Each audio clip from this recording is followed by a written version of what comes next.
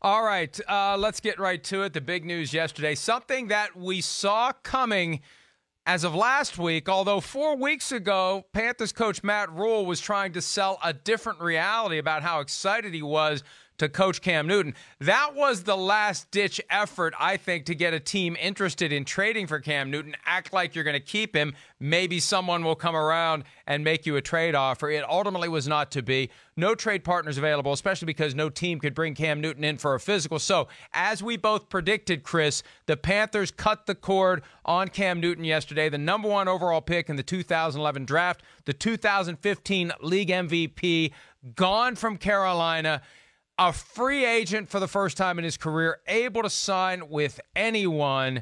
And oh my goodness, the thought of having that guy available. And I know there's this vague sense of what can he really do because of the injuries, but he's supposedly healed. He passed a physical. Now, look, he wants to pass that physical, and the Panthers want him to pass that physical. That's a Panthers physical, not some other team poking and prodding and making sure that he's good to go. But still, as far as the Panthers are concerned, as far as he's concerned, he's healthy, he's available, and now we wait to see who makes a run at him. I wasn't surprised by it, Chris, but it still is. There's something that's just jarring. Just as jarring as it is to see Tom Brady signing with the Buccaneers, it's jarring to see the Panthers cutting Cam Newton.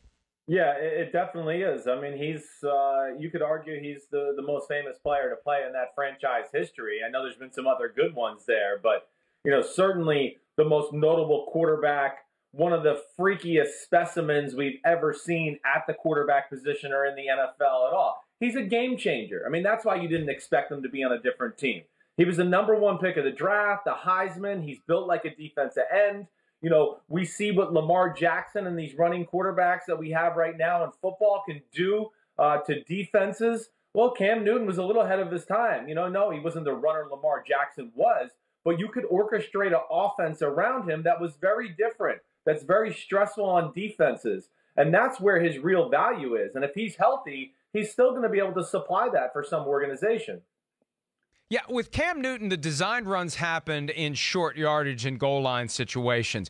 A lot of his more spectacular long runs happened when the play broke down.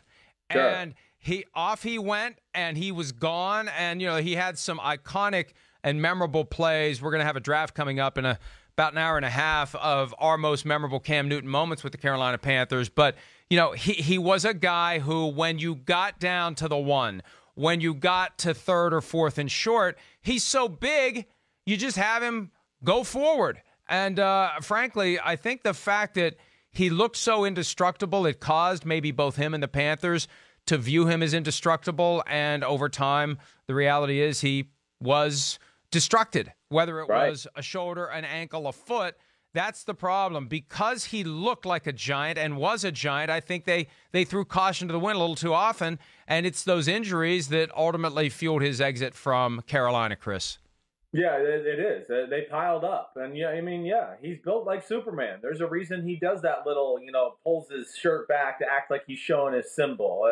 They used him and abused him in a lot of ways. And you said it. It was short yardage situations. It was 2nd and 3. And we're going to pull the guard and have the fullback and tailback lead up the hole. And Cam Newton's going to be behind them. And he's taking on middle linebackers and putting his head down and shoulder down and driving for extra yards. We talk about Tom Brady being like the king of the quarterback sneak. Well, if you look at the numbers, Cam Newton's short yardage runs blow that away. That just tells you how many times he's taken some of those hits. But the other thing too, Mike, I know we talk about the physical specimen. The guy can still throw the football. I mean, when healthy, it's a top-tier arm. I mean, he can push the ball down the field. Now, listen, is he Drew Brees? Is he going to surgically dissect you with 5- and 6-yard passes? No. But the beauty of him is he doesn't need to be that guy. He can run the ball 3 times in a row, and then, that fourth play, he can drop back and throw a 20-yard missile out route to a receiver. And there you go as an offense. So that's the danger of Cam Newton. He makes teams defend the whole field. And then because of the ability to run, he makes defenses play defenses they don't want to play, which a lot of times leads, it's the Lamar Jackson effect, where then you have to play some simple defensive scheme because you're worried if they do some crazy quarterback run or some crazy design play, that, oh, if we blitz or play something crazy, we could get gashed here. So it makes defensive coordinators play very simple that way, and that's another great advantage that's not going to be on the stat sheet that Cam Newton brings to a football team. Before the Panthers made the move to cut Cam Newton, they reportedly had some discussions with both the Bears and the Chargers. I was told last week the Chargers were engaged in a debate internally as to whether they should pursue Cam Newton, but they recognized the difficulties of making a trade happen because of the fact that the COVID-19 procedures prevent teams from bringing players to the facility for an appropriate physical. Look, it's one thing, and I mentioned this a minute ago, but I need to make sure that we're all on the same page here. Yeah. Cam Newton passed a physical on Monday that was conducted by a doctor that the Panthers found in Atlanta, where Cam Newton currently is. Well, Newton wants to pass that physical, and the Panthers wanted to pass that physical. They want to clear the decks. They don't want to release him with a failed physical designation and maybe owe him money later this year. They want to set the stage for him to land somewhere else. He wants to set the stage to land somewhere else. So that doesn't mean clean bill of health. That doesn't mean that the Chargers or any other team that would pursue him will look at him and say he's fine, he passes our physical. He can pass the exit physical in Carolina and fail the entrance physical somewhere else. So don't make yourself conclude that it's just automatic that someone's going to jump on him now, Chris. Obviously, and you've lived that life. You know how these doctors are. I mean, I don't want to cast aspersions here, but the doctors ultimately are bought and paid for by the team. They tend to come to the conclusion the team wants them to come to when it's time to administer that physical. There's no question, Mike. I mean, you're spot on. Yeah, the team doesn't want you. Oh, the doctor, you might be a little banged up. Hey, looks good. You're healthy. Yep, he passed the physical. We can cut that guy, and we don't have to pay him $1. He's healthy. Then you go to another team, and of course they're about to invest money into you, like you're just saying.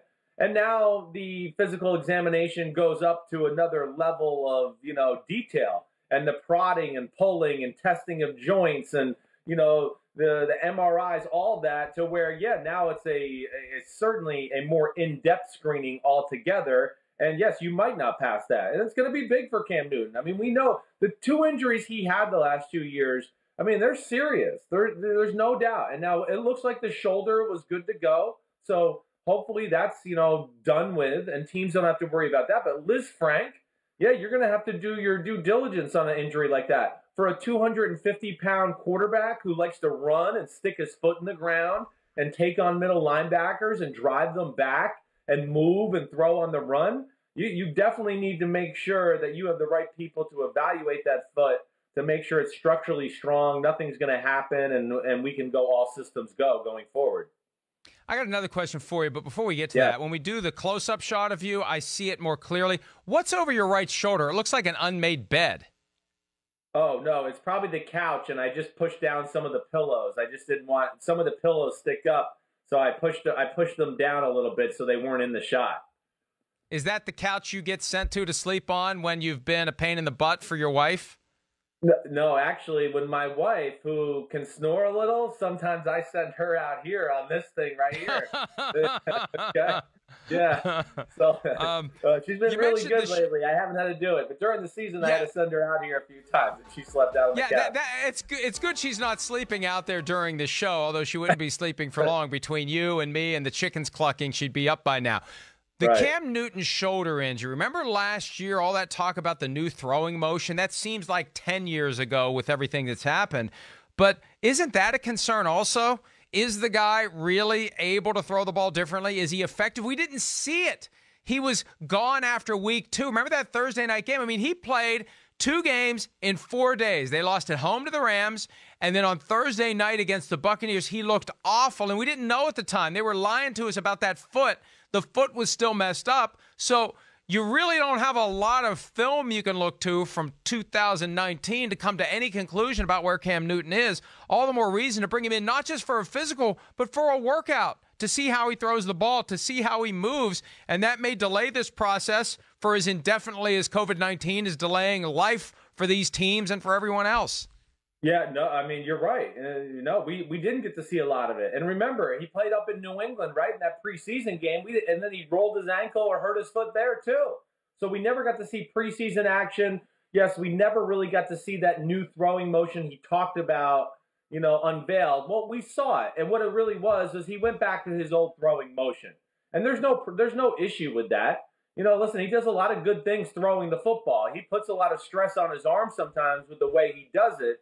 But I think, if there was real concern about the shoulder, I think you would have heard that in those lead up to that week 1, week 2 game, even late in the preseason, where they would have said, man, rumors would have got out. Cam Newton's arm's not the same. He's lost some pep, or he can only throw so many balls in a practice, and then he dies out. I didn't hear any of that stuff. And I would think by just what I saw, he's good to go in the shoulder department. But your point still stands, Mike. If I'm a team that's about to throw $20 million or more at him, I want to work him out, watch him throw, make sure that he can really let it go, and that there is nothing holding him back or structural damage that might be hindering his ability to throw at a high level. And it's possible that we didn't hear much about any internal fretting over Cam Newton's shoulder as the regular season approached, because it was that seemingly innocuous foot injury against the Patriots that became the Liz Frank problem that ultimately ended his season after the first 4 days of it. Week 1 Sunday, week 2 Thursday night, never to be seen again in a Panthers uniform. I mean, in hindsight, think about that. Did any of us have any idea that that was the last time we'd ever see Cam Newton in a Panthers uniform? I remember how bad he looked that night, and I remember thinking, if this guy isn't injured, then he's just done. He's just lost it. The good news was that he was injured, because it at least provides an explanation for why he was so bad that night against the Tampa Bay Buccaneers. Hi, I'm Mike Tirico, and thanks for watching. Make sure to hit subscribe for the latest news and highlights from NBC Sports.